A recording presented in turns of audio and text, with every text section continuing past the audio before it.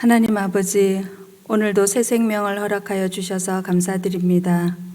창조주 하나님, 구원의 하나님, 영원한 생명을 주시는 하나님 감사합니다.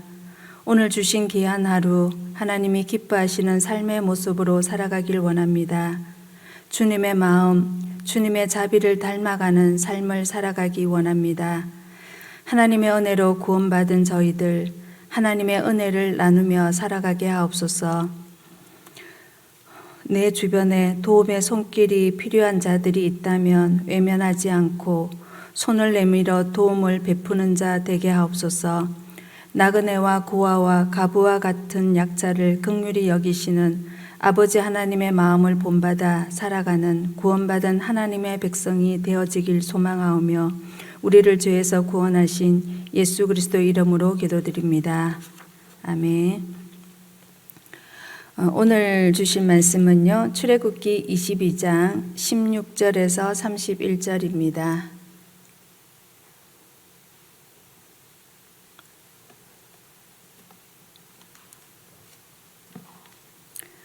출애굽기 22장 16절에서 31절까지 말씀 한 절씩 교독하도록 하겠습니다. 제가 먼저 봉독하겠습니다. 사람이 약혼하지 아니한 처녀를 깨어 동침하였으면 납폐금을 주고 아내로 삼을 것이요, 만일 처녀의 아버지가 딸을 그에게 주기를 거절하며 그는 처녀에게 납폐금으로 돈을 낼지니라. 너는 무당을 살려두지 말라. 짐승과 행음하는 자는 반드시 죽일지니라. 여호와 외에 다른 신에게 제사를 드리는 자는 멸할지니라. 너는 이방 나그네를 압제하지 말며 그들을 학대하지 말라. 너희도 애굽 땅에서 나그네였음이라. 너는 가부나 고아를 해롭게 하지 말라. 네가 만일 그들을 해롭게 함으로 그들이 내게 부르짖으면 내가 반드시 그 부르짖음을 들으리라. 나의 노가 맹렬함으로 내가 칼로 너희를 죽이리니 너희의 아내는 가부가 되고 너희 자녀는 고아가 되리라. 네가 만일 너와 함께한 내 백성 중에서 가난한 자에게 돈을 구워주면 너는 그에게 채권자 같이 하지 말며 이자를 받지 말 것이며, 네가 만일 이웃의 옷을 전당 잤거든 해가 지기 전에 그에게 돌려보내라. 그것이 유일한 옷이라.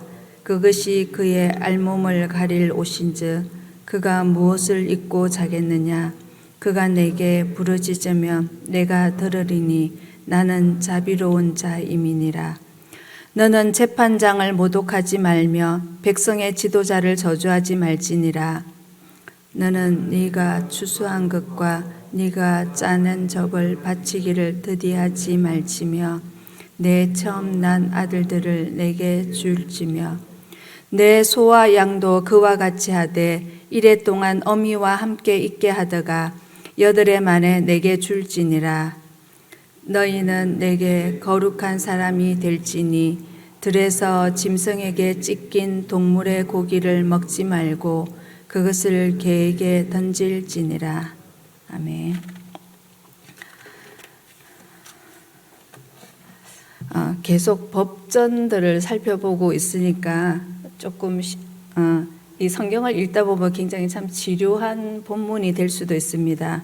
저도 굉장히 법 읽는 걸 되게 싫어하거든요. 그런데 이렇게 또 말씀을 묵상하기 위해서 이렇게 조금씩 묵상하면서 찾아가니까 굉장히 그렇게 어렵지도 않게 우리 일상 속에 있던 것들을 이렇게 잘 살펴볼 수 있습니다. 자, 이게 고대 이스라엘과 이게 주변국들은요, 각자 나름대로 약자에 대한 사회적 법을 마련해 두고 있었습니다.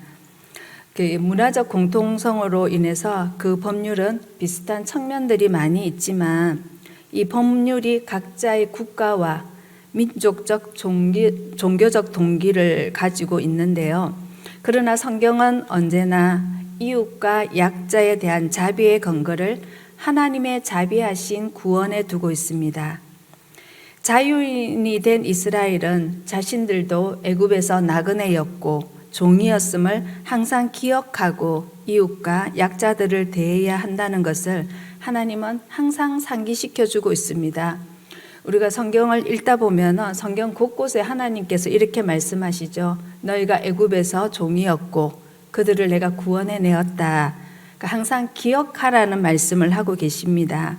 너희들이 이렇게 자유인이 되고 구원을 받았던 것은 너희들의 힘이 아니라 하나님의 은혜였다. 하나님이 행하셨다는 것을 항상 말씀해 주고 있습니다.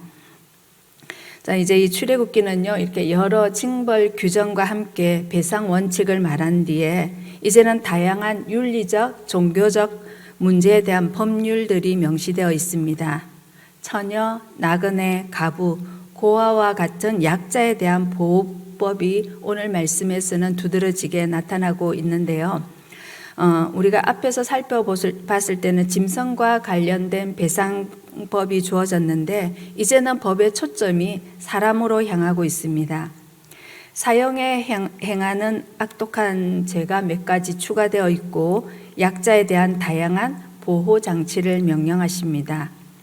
약자에 대한 배려는 율법의 근본 정신이요 하나님의 마음입니다.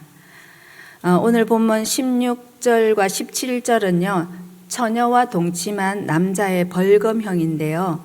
16절에 사람이 약혼하지 아니한 처녀를 깨어 동침하였으면 납폐금을 주고 아내로 삼을 것이요. 자, 이게 꾀다라는 말은 문자적으로 그를 바보로 만들다. 이게 감은 이슬로 깨어서 깸에 빠뜨리는 유혹자의 술책입니다. 이 동사는 주로 이렇게 성적인 깸에서 사용되는데 남자가 여자를 깰 때, 여자가 남자를 깰 때도 마찬가지로 사용되었습니다. 이 납폐금을 주다는 신부값을 지불하다라는 의미입니다. 약혼하지 않는 처녀를 유혹해 동침하면 그 상실된 처녀성의 대가로 납폐금, 신부값을 물고 아내로 삼아야 한다는 것입니다. 그런데 만일 이 처녀의 아버지가 그 남자를 마음에 들어 하지 않는다면 신부값만 치르게 하고 딸은 신부로 주지 않아도 됩니다. 이 딸을 맡기기에 그 남자가 신뢰하기 어렵다면 그 강간의 죗값만 치르게 하고 이 처녀의 아버지는 그 결혼을 허락하지 않는다는 겁니다. 이것을 보충하는 법이요 신명기 22장에 나오는데요. 그러니까 신명기 22장에는 여자를 유혹하여 강간하는 여러 사례들이 등장을 합니다. 만일 처녀가 아닌 약혼한 여자가 남자와 동침한다면 둘 다 죽이라고 합니다. 이는 부부가 아닌 남녀의 육체적인 관계로 보았기 때문인데요. 이 약혼은 법적인 결혼 관계의 효력을 갖고 있기 때문에 남자와 더불어 여자도 중벌을 받았습니다. 그러나 강간당했다면 이 강간범만 죽이고 피해자인 여자는 문책에서 벗어날 수 있었습니다.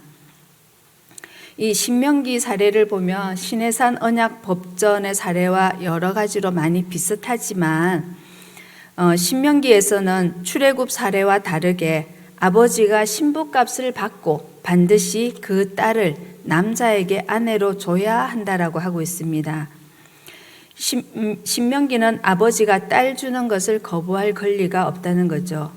이러한 정황은 강간한 남자에게 딸을 주지 않고 신부값만 받아도 되는 출애굽기의 사례와는 분명하게 다르게 보이죠. 신명기 법에서는 남자는 여자를 데려다가 평생 살아야 하며 이혼할 수도 없을 만큼 큰 책임을 지게 했다는 거죠. 이 여성은 결혼하기 전에는 아버지에게 속해 있고 결혼하면 남자에게 속해 있었던 것처럼 여성이 남성에게 속해서 인격적인 대우를 받을 수 없는 그 시대적 상황 속에서 최대한 여성의 인격을 존중하고 그 여성을 지켜주는 법이라고 할 수 있습니다. 그러니까 이어서 18절에서 20절에 보면 사형에 해당하는 세 가지 범죄가 추가되는데요. 이는 매우 심각한 범죄들입니다. 첫째, 무당을 살려두지 마라. 무당은 여호와의 뜻과 역사를 거부하거나 바꾸려고 했기 때문에 사형을 당해야 합니다. 둘째, 짐승과 행음자는 반드시 죽여야 한다.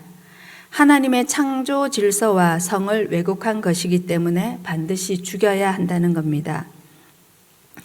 오늘 본문에서는 짐승에 대한 처벌은 언급하고 있지 않지만 레위기 20장 15절에 따르면 짐승도 같이 죽여야 한다고 기록되어 있습니다.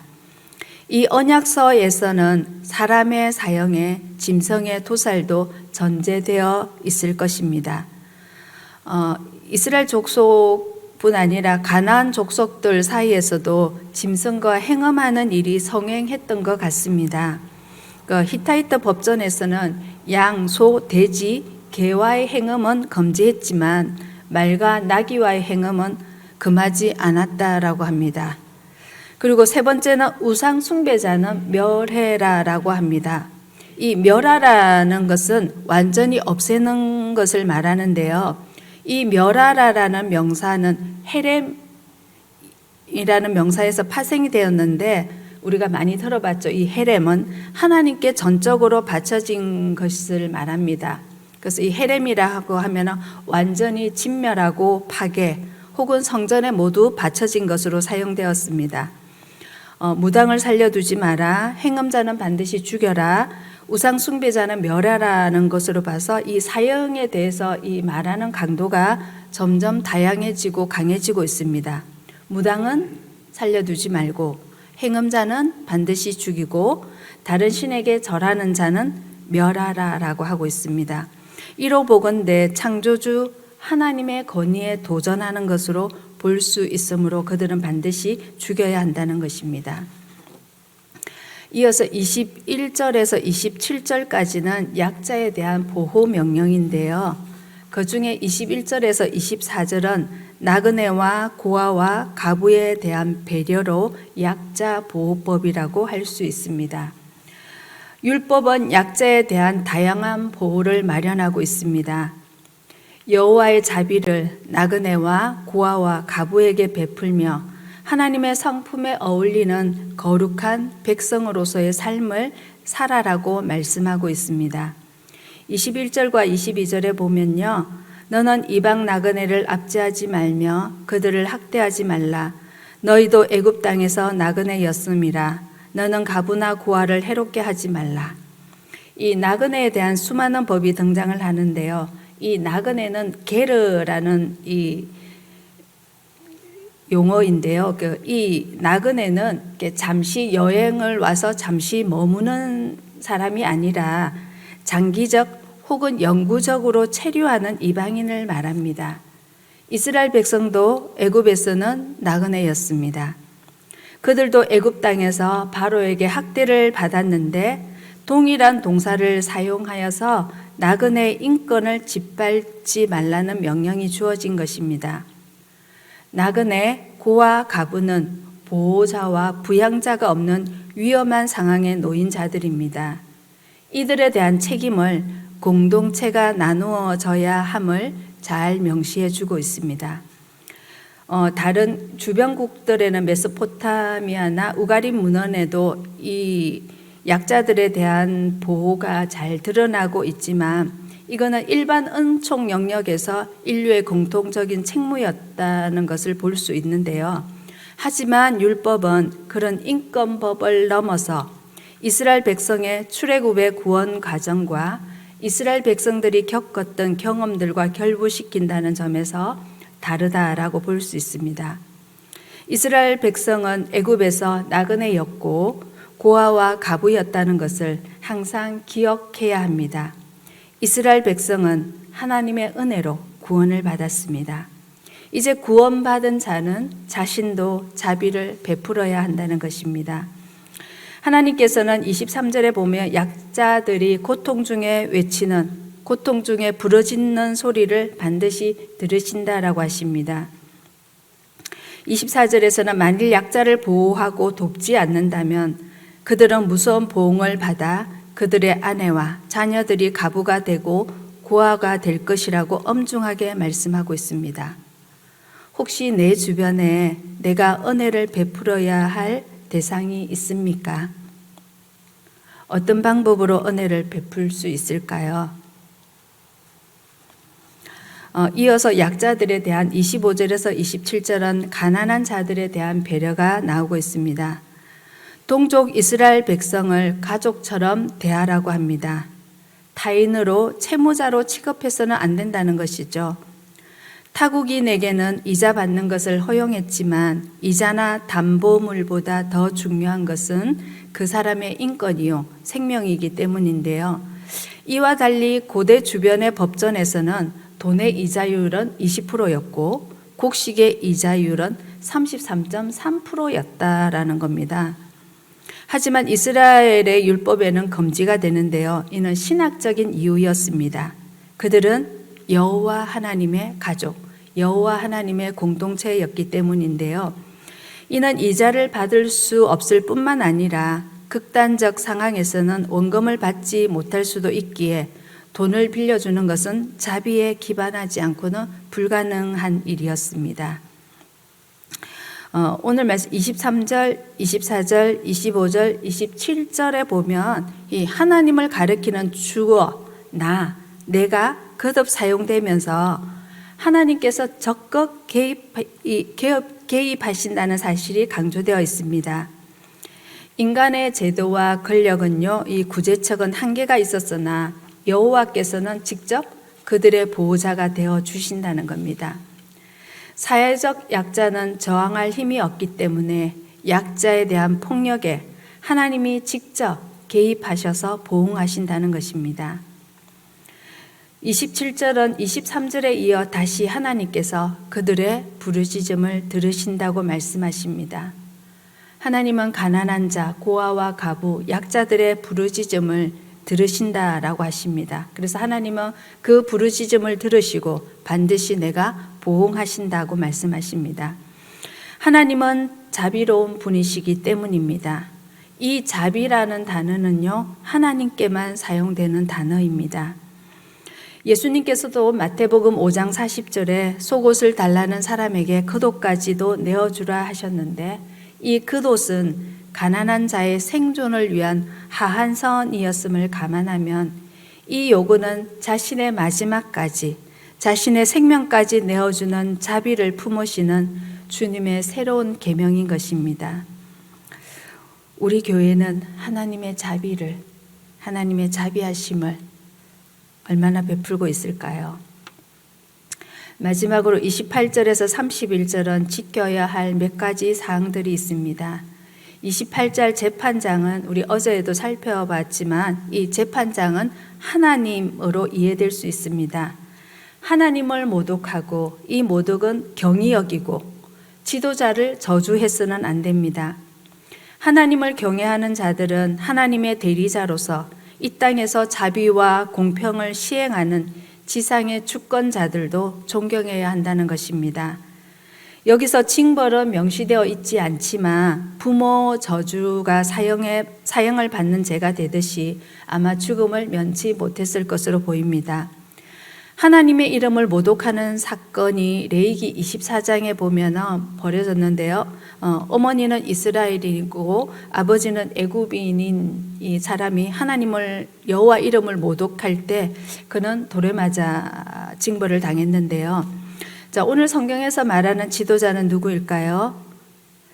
아마 장로들이 될 수 있고 그들이 뽑은 대표자가 될 수도 있을 것이고 그리고 모세가 될 수 있을 겁니다. 모세는 백성의 지도자였죠.